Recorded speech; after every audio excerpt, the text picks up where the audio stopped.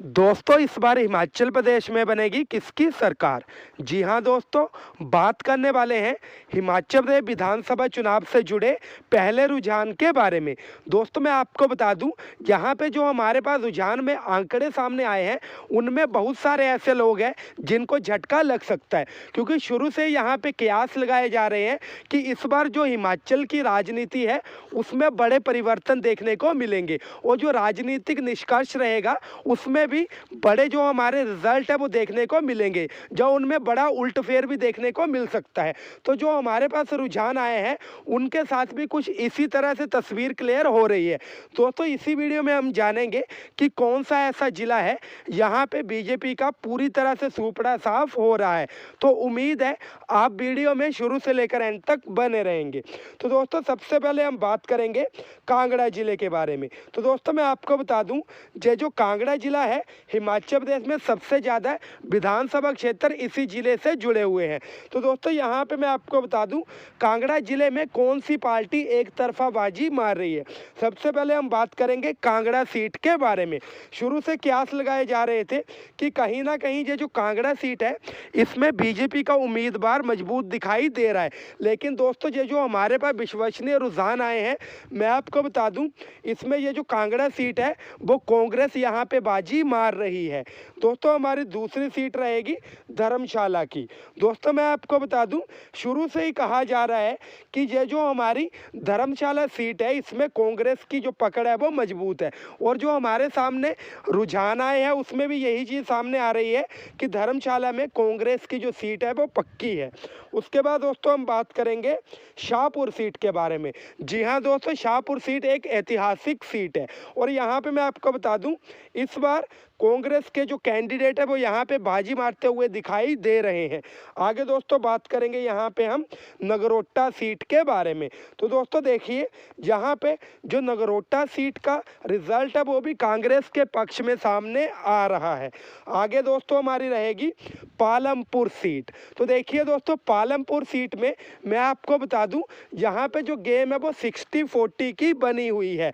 जो 60% है कांग्रेस के उम्मीदवार कह रहे हैं और उसके अलावा जो 40% रुझान है वो बीजेपी की तरफ दिखाई दे सकता है। तो यहाँ पे हम कह सकते हैं पालमपुर सीट में बीजेपी और कांग्रेस में कांटे की टक्कर दिखाई दे रही है। आगे दोस्तों, मैं आपको बता दूं, बैजनाथ सीट। जी हाँ दोस्तों, बैजनाथ सीट में कांग्रेस एक तरफा ही जीतती हुई दिखाई दे रही है। आगे दोस्तों, हमारी जो 7th सीट है वो रहेगी जयसिंहपुर। दोस्तों, मैं आपको बता दूं, जो जयसिंहपुर सीट है, वहाँ पे कहा जा रहा है जो बीजेपी है वो बाजी मार सकती है। तो कहीं ना कहीं जयसिंहपुर सीट में बीजेपी का कमल खिल सकता है। आगे दोस्तों, बात करेंगे हम जुवाली सीट के बारे में। जी हाँ दोस्तों, इम्पोर्टेंट सीट है हमारी जुवाली सीट।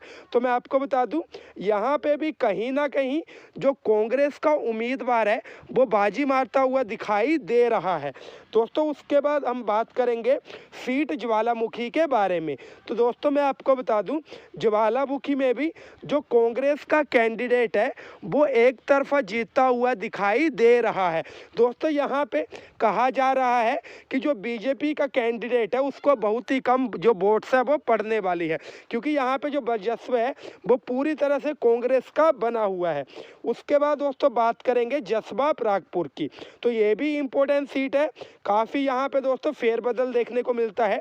तो मैं आपको बता दूं, इस बार ये जो आपकी जसबा परागपुर सीट है, यहाँ पे बीजेपी का प्रत्याशी बाजी मारता हुआ दिखाई दे रहा है।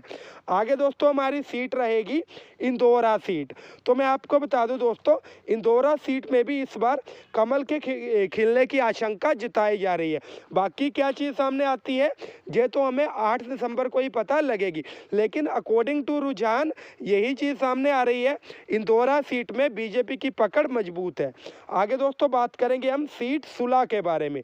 तो मैं आपको बता दूं दोस्तों, ये जो सुलह की सीट है, इसमें भी कांग्रेस प्रत्याशी की जो पकड़ है वो मजबूत है। तो यहाँ पे भी जो कांग्रेस है और बीजेपी है उनके बीच एक 50-50 का जो आंकड़ा है वो सामने आ रहा है।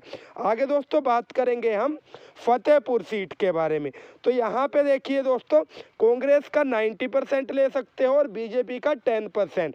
जो फतेहपुर की सीट है इसमें भी कहा जा रहा था कि बीजेपी का जो कैंडिडेट है वो बाजी मार रहा है, लेकिन हमारे पास जो रुझान आए हैं उनके अकॉर्डिंग ये जो सीट है वो कांग्रेस को ही जाने वाली है।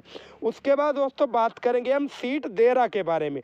तो मैं आपको बता दूं, यहाँ पे जो आम आदमी पार्टी है उसका तो खाता पहले भी नहीं खुला था, लेकिन ये जो देरा की सीट है इसमें कांग्रेस का प्रत्याशी भी हारता दिखाई दे रहा है, आम आदमी पार्टी का भी, यहाँ पे बीजेपी का भी हारता हुआ दिखाई दे रहा है। और मैं आपको बता दूं दोस्तों, यहाँ पे जो सीट है वो निर्दलीय उम्मीदवार के हाथ जा रही है, तो आपने यहाँ पे ध्यान देना है।